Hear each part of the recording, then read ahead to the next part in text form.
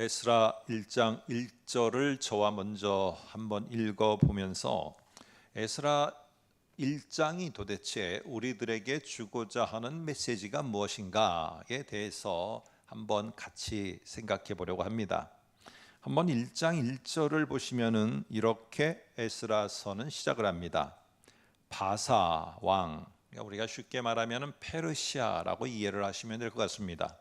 이 바사 왕 고레스 원년에 여호와께서 예레미야의 입을 통하여 하신 말씀을 이루게 하시려고 바사 왕 고레스의 마음을 감동시키심에 그가 온 나라에 공포하고 조소도 내려 이르되라고 하면서 무엇인가가 지금 이루어지고 있는 것을 말합니다. 근데 뭐가 이루어졌느냐? 예레미야를 통해서 하나님이 약속으로 주신 그 말씀이 오늘 페르시아 왕 고레스 때 성취가 되었다라는 것을 오늘 1장 1절에서 말하고, 에스라 1장 전체가 지금 말하려고 하는 핵심은 하나님께서 말씀하신 것을 반드시 이루시고 성취하신다, 하나님은 이런 신실한 분이다 라는 걸 말하려고 하는데, 예레미야 입을 통해서 지금 하나님이 무슨 약속을 줬을까요? 우리가 한번 같이 생각하는 의미에서 예레미야 29장 10절을 한번 화면을 통해서 보겠습니다. 이렇게 약속의 말씀을 주었습니다. 너희가 바벨론으로다가 포로로 끌려가게 되지만은 여호와께서 이와 같이 말씀하십니다. 여호와께서 말씀하시는데, 바벨론에서 너희가 70년이 차면 내가 너희를 돌보고, 우리 성경에는 이게 돌보고라고 되어 있지만 원래 의미는 방문하답니다. 하나님이 그곳에 70년이 되면은 바벨론의 포로 생활하고 있는 너희를 방문해서, 그리고 나의 선한 말을 너희에게 성취해서 너희가 이곳으로 돌아오도록 내가 하겠다라고, 이렇게 70년이 되면은 바벨론 포로 생활을 끝내고 돌아오도록 내가 만들겠다라고 약속을 주셨어요. 근데 지금 페르시아의 고레스가 등장하면서 하나님은 어떻게 하셨느냐? 이 말씀 그대로 하여서 고레스가 이 유다 민족을 고향 땅으로 돌아가게 하고, 그리고는 성전을 짓게 하는 이야기. 그래서 하나님은 약속을 하신 하나님은 반드시 그 말을 성취하는 신실하다, 변하지가 않는다, 이런 하나님을 오늘 우리들에게 보여주는 책, 이게 바로 에스라입니다. 자, 근데 저는 이렇게 묵상을 하다 보니까 이런 질문이 들었습니다. 여러분과 함께 좀 한번 흥미로운 질문 하나를 던지려고 합니다. 우리는 이렇게 하나님께서 고레스 왕도 감동시키고 예레미야를 통해서 약속을 준 거, 내가 너희를 돌아오게 만들 거야. 그런데 고레스가 진짜 돌아가라고 하는 겁니다. 그런데 여기서 한번 질문을 해보고 싶은 것은, 그러면 고레스는 유다 백성들만 돌려보내는 특혜를 줬을까? 유다 백성들에게만 특별한 혜택을 줘서 성전을 지으라고 돌려보낸 것일까? 저는 어릴 때부터 이 이야기를 들을 때 저는 그렇게만 이해를 했습니다. 여러분은 어떠신가요?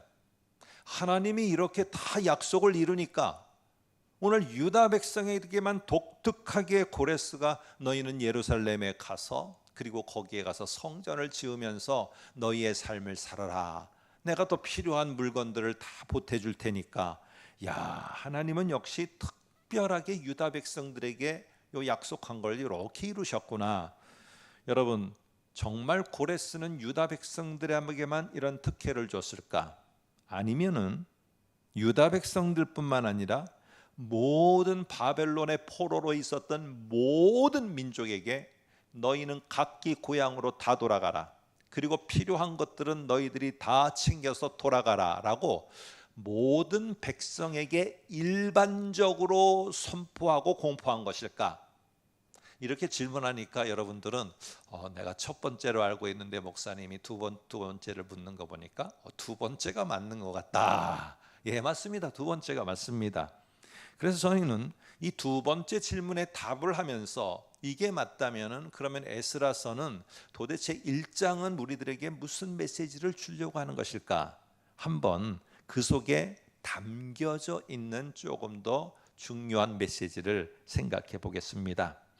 한번 그러면서 1장 2절에 보면 아닌데요, 1번의 질문이 맞는 것 같은데요 라고 의구심을 주는 말이 1장 2절에 나와요. 한번 볼까요? 이렇게 말합니다. 바사왕 고레스는 말하노니 하늘의 하나님 여호와께서 세상 모든 나라를 내게 주셨고 나에게 명령하사 유다 예루살렘에 성전을 건축하라 하셨나니 라고 하나님이 나에게 명령을 주셨고 나는 그래서 유다 백성들에게만 특별히 명령을 해서 너희 고향 땅으로 돌아가라. 그리고 너희는 거기서 무너지고 다 무너진 바로 이 하나님의 성전을 건축하라 라고 내가 이렇게 지금 말하고 있다. 여러분 2장을 표면적으로만 보면은 이렇게 고레스가 여호와 하나님을 믿고 신앙하는 사람처럼 보입니다. 그리고 우리는 흔히 이 고레스의 명령과 이 칙령이 유다 백성들에게만 주어진 특별한 혜택같이 보입니다. 하지만 진짜 실상은요, 고레스는 다른 나라 모든 민족들에게도 같은 내용의 칙령을 내렸습니다. 그럼 오해가 되겠죠.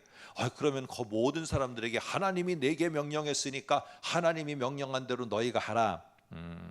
우리 성경에는 그렇게 구체적으로 나오진 않지만은 고레스의 칙령이라고 할 때 이거는 우리 성경에는 구체적으로 나오지 않지만은 고레스가 칙령을 내릴 때는요, 내용은 거의 똑같습니다. 근데 안의 내용만 바꿉니다. 바벨론의 신한테는 여호와 하나님이라고 하지 않고 바벨론의 신 말뚝이 나에게 명령하여 이르기를 하면서 신의 이름을 바꿔버립니다. 오늘 그래서 너희들은 돌아가서 너희들의 신전을 지으라고 너희의 신 마르뚝이 나에게 말했도다. 이래서 칙령, 바로 고레스의 칙령이라고 하는 것이 유명하게 지금까지 내려오고 박물관에도 이것이 전시가 되고 있습니다. 그런데 이 칙령이 뭐라고 하느냐면 고레스의 원통 칙령이래요. 원통함을 말한다 이게 아니고요, 통이 원형이에요. 원형에다가 글을 썼어요. 한번 사진을 먼저 볼까요? 내용을 보기 전에 한번 건너서 보여주시면, 이게 지금 고레스의 유명한 원통 칙령 그때 했던 내용이 있는 발굴된 것입니다. 왜 원통으로 했을까? 제가 찾아보니까 제 마음에는 흡족하지 않았지만은 저것이 이렇게 쓰기에 돌려가면서 쓰는데 조금 더 편하다는 겁니다. 저는 하나도 안 편할 것 같은데 어쨌든 편하다고 그러니까 그냥 그렇게 전합니다. 그래서 어쨌든 이유가 있었겠죠. 그래서 이게 유명한 고레스의 원통 칙령입니다. 근데 거기에 내용 가운데 유명한 말이 뭐가 있느냐라고 여러분들이 찾아보시면은 이런 내용이 나옵니다. 거기에 보면은 이렇게 나옵니다. 바벨론 포로에서 바벨론 사람들도 포로가 되지 않겠습니까? 그럼 그들도 고향이 있을 거잖아요. 페르시가 점령했으니까. 근데 바벨론 사람들한테 하는 말이 이런 말입니다. 바벨론의 신 마르뚝께서 나에게 모든 나라를 맡기시고 포로로 끌려온 그들의 신상들을 그들의 원래 성소로 돌려보내라 나에게 명령하셨도다. 내용이 거의 비슷하죠. 이름만 여호와 하나님이 없어지고 마르뚝이 들어간 겁니다. 여러분, 오늘 이런 모습에서 고레스는 단지 유다 사람들만 귀환시키고 성전을 지으라고 이렇게 한 것이 아니라 모든 포로된 민족에게 거주의 자유를 줬어요. 여기에 머물러도 되고 너희 고향 땅으로 돌아가도 된다. 너희가 선택해라. 자유를 줬습니다. 그리고는 너희들이 가서 만일에 너희의 신전이 무너졌다면은 그 신전을 다시 지을 수 있도록 내가 모든 걸 배려하겠다. 심지어는 옛날의 신전에서 빼앗아 온 물건까지도 다시 되돌려 줍니다. 왜 그렇게 이렇게 고레스가 했느냐? 고레스는 생각했습니다. 모든 그 민족의 신들을 기쁘게 하는 것이 내가 다스리는 이 페르시아 제국을 평화롭게 이끌 수 있는 방법이다. 그래서 고레스는요, 여기 지금 성경이 말하는 게 고레스가 이렇게 은혜 받은 신앙의 인물이라는 것을 말하려는 게 아닙니다. 이 사람이 지금 선포한 하나님의 이름을 갖고 하지만 그 사람은 진정한 하나님의 신앙의 인물이 아니라 자기의 종교 관용 정책을 펼쳐서 지금 이렇게 하고 있다는 사실이에요. 표면적으로 볼 때. 그래서 고레스가 포로 백성들을 본국으로 돌아가게 한 것은 그의 어떻게 보면은 제국을 평안하게 하려는 그의 계산이었어요. 백성 돌려보내면은 제국이 안정되고 신전을 복원하라고 하면은 그 민족들이 너무너무 고마워서 반기를 들지 않고 자기에게 적극 협력할 것이다. 그래서요, 이 사람들이 정말 그렇게 사는가 안 사는가 하기 위해서 그 사람들만을 돌려보낸 게 아니라 총독도 같이 보냈습니다. 페르시아 총독도, 관리도 함께 보냈습니다. 이런 게 오늘 1장의 배경에 깔려 있다는 겁니다. 그래서 지금 페르시아의 왕 고레스가 한 것은 모든 민족에게 동일하게 한 그냥 평이한 일상인 거예요. 그래서 1장 3절도 보시면 이렇게 말합니다. 이스라엘의 하나님은 참 신이시라. 이스라엘한테는 이렇게 말해놓고요, 바벨론에게는 휙 돌아서서 바벨론의 말뚝신은 참으로 위대한 신이도다, 이렇게 말하는 겁니다. 너희 중에 그의 백성된 자는 다 누구든지 원하는 자. 우리 성경에는 다라고 되어 있지만은 원래는 누구든지 선택권입니다. 마음이 있는 자는 너희들 가운데 누구든지 돌아가도 좋다. 그러나 반대로 뭐예요? 남아 있어도 상관없다는 겁니다. 유다의 예루살렘으로 올라가 이스라엘 하나님 여호와의 성전을 건축하라. 그는 예루살렘에 계신 하나님이시라. 여러분, 그는 이스라엘의 하나님도 여러 신들 가운데 하나로다가 이스라엘 사람들에게 인정을 해준 거예요. 너의 신 인정한다. 바벨론에게는 바벨론 너의 신 인정한다. 또 다른 나라의 민족들에게는 너의 신 인정한다. 그 내용만 다 바꿨습니다. 그래서 이 돌아가는 것과 성전을 재건하는 것은 유다 백성들에게만 주어진 특별한 혜택이 아니고 고레스가 모든 민족에 내렸던 일반적인 정책이었습니다.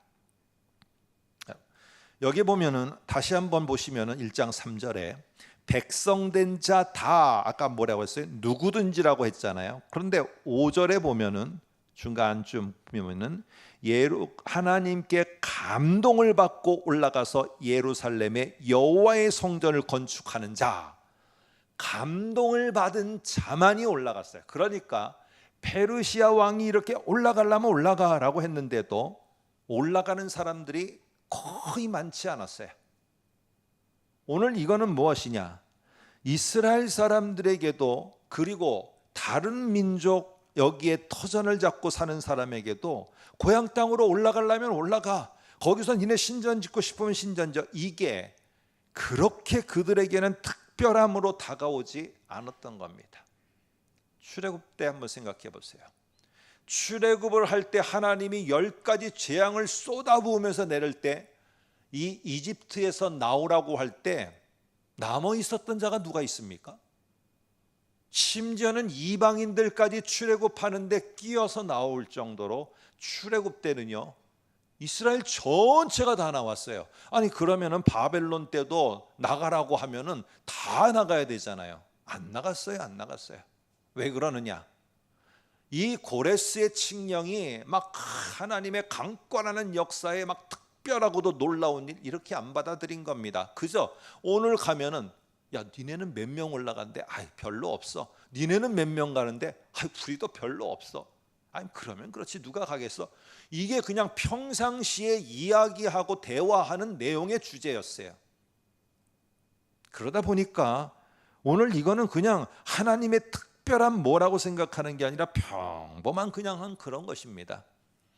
그런데 이렇게 평범한 일상, 오늘 가면은 누가 올라가니? 아예 안 올라간대. 뭐 그런가 보지 뭐. 누가 간대? 누구네 집이 이번에 간대. 그런가 보지 뭐. 그냥 이사하는 정도 이야기하는 이런 평범한 일이라고 다들 그렇게 생각하고 있는 그때 1장 1절을 보면은 오늘 하나님이 하시고자 하는 말씀을 하시는 거예요. 오늘 고레스 원년에 이 고레스가 유다 백성들을 올려보내는 일은 표면적으로는 그냥 평범한 일상의 한 부분같이 보여요. 그렇지만 그 평범하게 보이는 그 일상 속에 누가 개입하고 있느냐? 여호와 하나님이 감동케 하심과 여호와 하나님이 말씀을 이루고자 하고 막 애쓰고 애쓰는 그 모습이 오늘 그들의 평범한 일상 속에 있었다는 겁니다. 하나님이 약속을 이루시는 그 세일은, 이루고자 하시는 그 세일은 우리가 생각할 때 저 멀리에 있을 것 같아요. 멀리에 특별한 사건을 갖고 나에게 있을 것 같습니다. 특별한 장소에서, 홍해와 같은 특별한 장소에서 갈라지는 놀라운 일이 있을 것을 우리는 기대해요. 그러니까 오늘 내게 주어진 현실은 무시하게 되어지는 것입니다.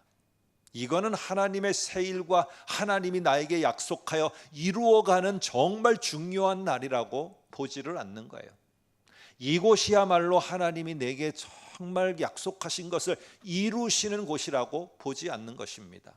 이 직장과 일터와 이 사업장과 이 예배하는 이 시간이 하나님이 뜻이 이루어져 가는 중요한 순간이라고 여겨지지 않는 거예요. 이거는 그냥 평범하게 매번 오는 것이고, 이런 곳에 하나님이 역사하는 게 아니라 어느 저 특별한 순간에 특별한 일을 통해서 나에게 올 거라고 그렇게 믿고 있는 겁니다. 그러니까 이 시간이 그저 평범하게 아무 일 없는, 하나님의 세일 행하심과 능력 행하심은 없는 그런 일로 보여지게 되는 것입니다. 여러분, 그러나 돌아보시기 바랍니다. 누군가가 나는 혼자였는데 어느 날 한 소중한 사람을 만났어요. 그래서 그 사람과 결혼을 해서 가정을 이루게 됐습니다. 이 시간에도 주말이면 수없이 세계 곳곳에서 결혼이 하는 그것은 너무너무 많습니다. 그거는 평범한 일상입니다. 결혼. 다른 사람들도 다 하는 거예요. 여러분, 그렇게만 보면은 그거는 그냥 지나갑니다. 그러나 그 만남과 그 결혼과 그 가정이 하나님이 약속을 이루어가는 세일을 행하는 중요한 순간이고, 그것이 더 앞으로 나아가므로 저 날에는, 저 먼 날에는 하나님이 약속함이 더 귀하게 우리 눈앞에 보여질 것이라고 우리가 여긴다면, 이 결혼하고 하는 모든 것들이 평범한 것이 아니라 하나님이 거기에 이미 하나님의 세일을 행하고 계시는 겁니다. 내가 생명이 태어나서 내 손에 안았을 때 응애하고 태어나는 아이가 얼마나 많습니까? 이 세계에. 그러나 그 가운데서도 하나님은 그 아이를 향한 하나님의 계획하심을 성실하게 그 순간에도, 평범하게 보이는 모두가 다 하는 건데 그 순간에도 하나님은 이루어가고 계십니다.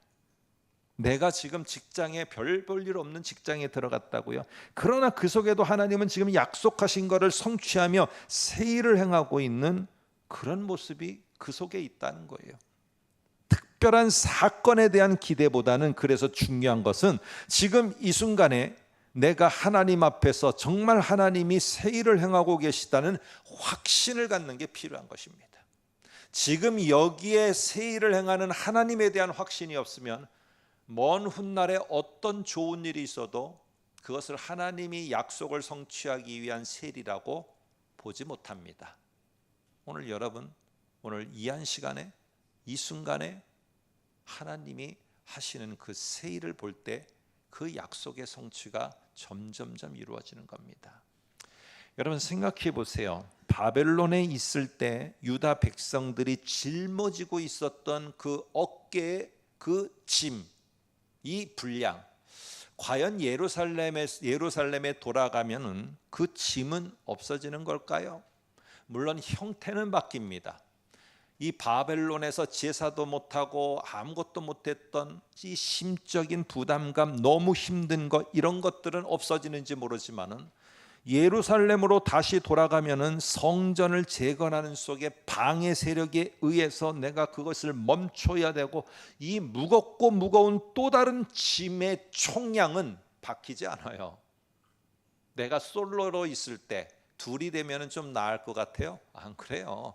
둘이 가정을 이루면 그때 내가 짊어지는 이 또 다른 짐의 총량은 또 똑같아집니다.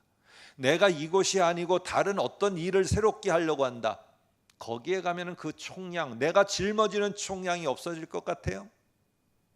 형태는 다르지만 또 나옵니다. 또 나와요. 그러기에 우리에게 중요한 것은 어디로 가서 내 무거운 짐을 내려놓을까, 여기는 너무 무겁다, 나는 힘들다, 이것이 아니라 이 속에서 여전히 하나님이 약속을 이루기 위해서 일하고 계심에 대한 확신이 필요한 겁니다. 확신이. 이 확신을 가지라는 게 오늘 에스라의 1장의 말입니다. 너희들의 이 평범하다고 서로 이웃끼리 주고받는 이 대화, 몇 명 올라간대, 몇 명 네 고향으로 간대, 누가 이사 간대, 이러는 것 속에서도 하나님은 세심하게 그 뒤에서 역사하고 계시다는 이 확신을 가져야지 뒤에 장에 나오는 너희의 심령을 변화시키고 올라가서 성전을 건축할 때 또 다른 무거운 내 하중이 나에게 다가올 때 그것을 네가 이겨나갈 수 있다는 거예요. 그 힘이 뭐라고요? 저 미래에 내게 하나님이 약속을 이룰 것이라는 이 저 멀리만 바라보는 게 아니라 현실에 이미 그 약속을 성취하기 위해서 일하고 계시는 하나님에 대한 확신이라는 겁니다. 확신. 오늘 저와 여러분이 아시는 것처럼 로마 황제가 모든 제국에 있는 사람들에게 명령을 내렸습니다. 너희는 돌아가서 너희 고향에 호적을 하라. 다시 말해서 가족 이름을 다 거기에 기록하라는 거예요. 인구 조사를 시킨 겁니다. 얼마나 평범한 겁니까? 그냥 평범한 행정적인 명령이에요. 그냥 평범하게 가서 이름 적고 돌아오면 되는 거예요. 그런데 오늘 그래서 여러분이 아시는 것처럼 요셉과 마리아가 그의 고향 베들레헴으로 가는 일이 벌어지게 됐어요. 근데 성경은 뭐라고 말하느냐? 그냥 평범한 일상이었어요. 내 고향 땅에 가서 호적하러, 그냥 이름 적으러 가는, 베들레헴에 간 거예요. 근데 그거를 성경은 그렇게 말하지 않습니다. 그것은 바로 미가가 예언한 대로 베들레헴에서 메시아가 태어나리라, 베들레헴에서 예수가 태어나리라고 한 미가 선지자의 예언을 이루려 함이라고 말합니다. 그냥 일상이 아니라 거기에는 이미 하나님의 역사하심 속에서 하나님의 말씀을 이루고자 하는 하나님의 새 일이 평범한 일상 속에서 일어나고 있었다는 것입니다. 여러분, 바벨론 포로로 잡혀간 유다 백성들은 어떤 구원을 기대했을까요? 한번 참고로 이사야 43장 16, 17절에 보면은 이렇게 말합니다. 나 여호와가 이같이 말하노라.